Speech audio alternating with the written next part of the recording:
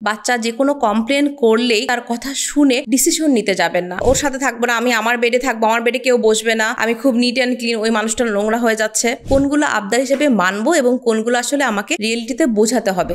7 থেকে 12 বছর বয়সী বাচ্চারা প্রায়ই বাবা মাকে ইদানিং এসে বলে, আম্মু স্কুলটা ভালো না, স্কুলটা পচা, আমার ফ্রেন্ডরা বুলিং করে। সেদিনকে টিচার আমার দিকে কেমন করে তাকালো, টিচার আমাকে পিছন থেকে পুশ করছে, টিচার পচা, স্কুল পচা, স্কুলের এনভায়রনমেন্ট একদম ভালো না, স্কুলে তো একেবারেই ভালো কিছু হয় না, একদম টাইম মেনটেন করে না, স্কুলের টিচাররা একদম ভালো করে পড়াতে পারে না, আমি এর চেয়ে অনেক ভালো কিছু জানি, আমি আর স্কুলে যাব না, এই স্কুলটা একদম পচা, তুমি স্কুল চেঞ্জ করো। বাচ্চা বাসায় যে বাবা মাকে বলে, স্পেশালি মাকে বলে, তখন মা বারবার শুনতে যে ভাবে, ডিলেমায় পড়ে যায় যে কি করবে।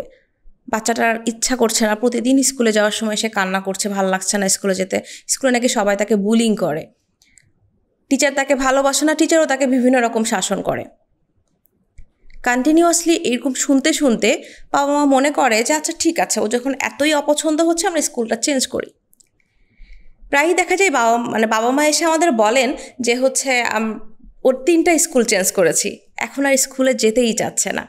কেন? কারণ স্কুলের প্রত্যেকটা স্কুলে যেই বাচ্চা বলে যে হলো বুলিং করছে, ভালো লাগছে না, স্কুল খারাপ। চেঞ্জ করতে করতে বাচ্চাটা বুঝে গিয়েছে যে ওর আসলে কোনো রুলস ফলো করতে হয় না, ও চাইলেই যে কোনো কিছু অ্যাভয়েড করতে পারে, ও ওর মতো করে চলতে পারে।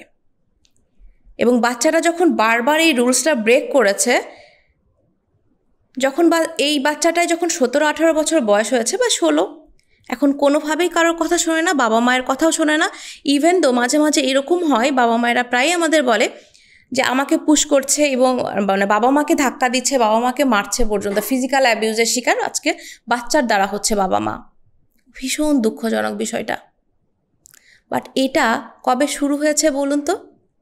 এই যে যার প্রত্যেকটা জিনিস তার যখন বলছে যে আমাকে বুলিং করছে, স্কুলের টিচার খারাপ, স্কুলের টিচার আমাকে বকা দিয়েছে, বিভিন্ন কমপ্লেন যখন স্কুল নিয়ে বা অন্যদের নিয়ে করা শুরু করেছে, তখন আপনি ওকে অন্য একটা অপশন দিয়েছেন।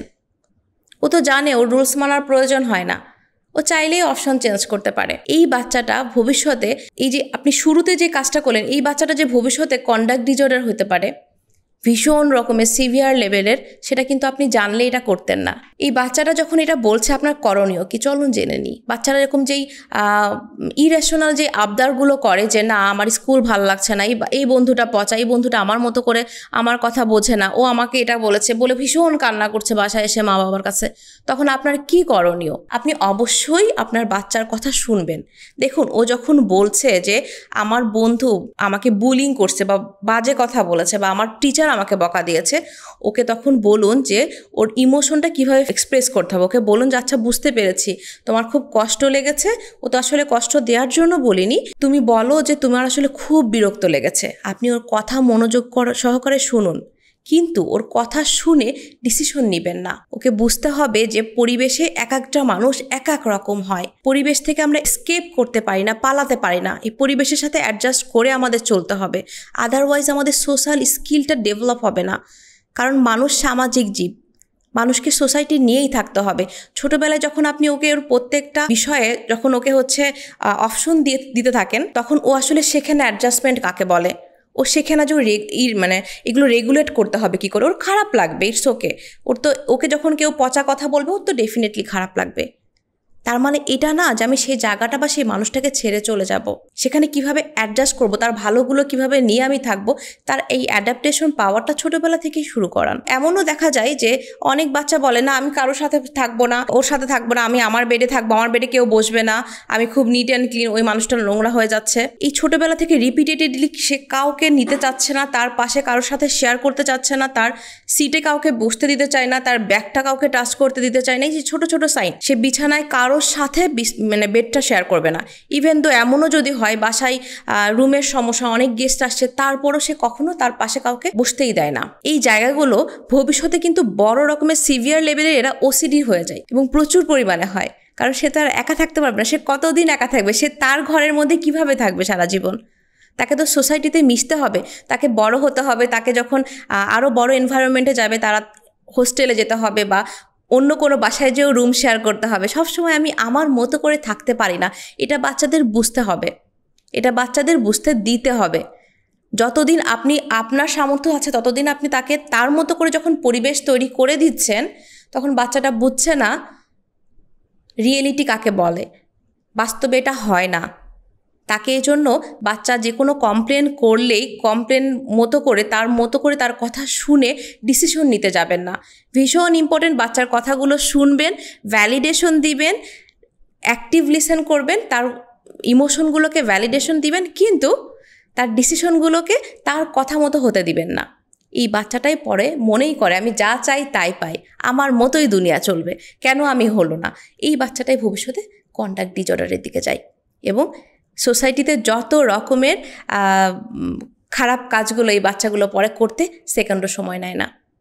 সো অ্যাজ এ প্যারেন্টস আমাদের উচিত যে আমরা এই কীভাবে বাচ্চাগুলো এই ছোট ছোট রিপিটেটেড বিহেভিয়ারগুলো, ওদের ইরেশনাল যে ইরিলেভেন্ট যে কমপ্লেনগুলো, সবগুলো আমরা শোনার পরপরই যেন কোনো ডিসিশনে না নিই, ওদের বুঝাই, ওদের ইমোশনগুলোকে ভ্যালিডেশন দিই এবং সেগুলোকে কীভাবে অ্যাডাপ্ট করা যায়, কীভাবে ভালোভাবে বোঝানো যায় সেটা শিখি।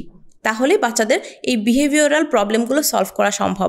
আদারওয়াইজ ওদের মতো করে শুনলে ওরা কিন্তু আসলে ওদের মতো করেই দুনিয়াটাকে ভাববে, ও রিয়েলিটি বুঝবে না, ওদের সোশ্যাল ডেভেলপমেন্ট ভালো হবে না। এবং সোশ্যাল ডেভেলপমেন্ট ভালো না হলে ভবিষ্যতে ওদের রিলেশনশিপ ইস্যুজের সমস্যা হবে, ভবিষ্যতে ওরা কারোর সাথে সম্পর্ক রাখতে পারবে না, কোথাও যে অ্যাডজাস্ট করতে পারবে না, কারোর সাথে কোনো রকমের সোশ্যাল স্কিল ডেভেলপ করবে না, বিভিন্ন রকম প্রবলেম হবে। এবং আপনি যে আপনার সন্তানকে নিয়ে হাই অ্যাম্বিশন নিয়ে রেখে দিয়েছেন, বাচ্চাটা বড় হলে এখানে যাবে, এখানে এটা করবে, ডাক্তার হবে, ইঞ্জিনিয়ার হবে, তার যদি সোশ্যাল স্কিলই ডেভেলপ না করে সে কীভাবে অন্য সময় অন্য মানুষের সাথে যে থাকবে, সব জায়গায় অ্যাডজাস্ট করে চলবে, সে ক্যারিয়ার কীভাবে ডেভেলপ করবে, সে বড় হয়ে ফ্যামিলি কীভাবে চালাবে।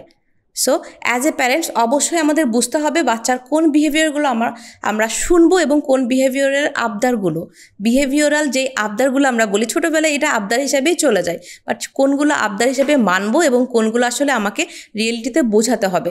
7 থেকে 12 বছরে এটা যদি আপনি বুঝাইয়া দেন, এই বাচ্চাটা ভবিষ্যতে বুঝবে যে কিভাবে আমি আসলে রুলসগুলো ফলো করব। ও রুলস ব্রেক করাকে মজা মনে করে। এই যে বাচ্চার বিভিন্ন রকমের মনোযোগের ঘাটতি, বারবার একই কাজ করা, কিছুতেই আপনার কথা শুনছে না, কিছুতেই টিচারের কথা শোনে না, বিভিন্ন কমপ্লেনিং হয়, সব সময় বিভিন্ন জিনিস নিয়ে, টিচারকে নিয়ে, স্কুল নিয়ে, ফ্রেন্ড নিয়ে, সবাইকে নিয়ে কমপ্লেন করে, তবে আপনার কথা শুনছে না, তবে অবশ্যই একজন প্রফেশনাল সাইকোলজিস্টের শরণাপন্ন হন। কারণ একজন প্রফেশনাল বাচ্চার ইমোশনগুলোকে বুঝে আপনার সাথে বাচ্চার বন্ডিংটা ক্রিয়েট করতে হেল্প করবে এবং আপনাকে এই জায়গাগুলোতে ঠিক জায়গায় বুঝতে সাহায্য করবে কোন কোন জায়গায় আসলে আপনি আপনার বাচ্চার মতো করে উপযুক্ত বিহেভ করবেন।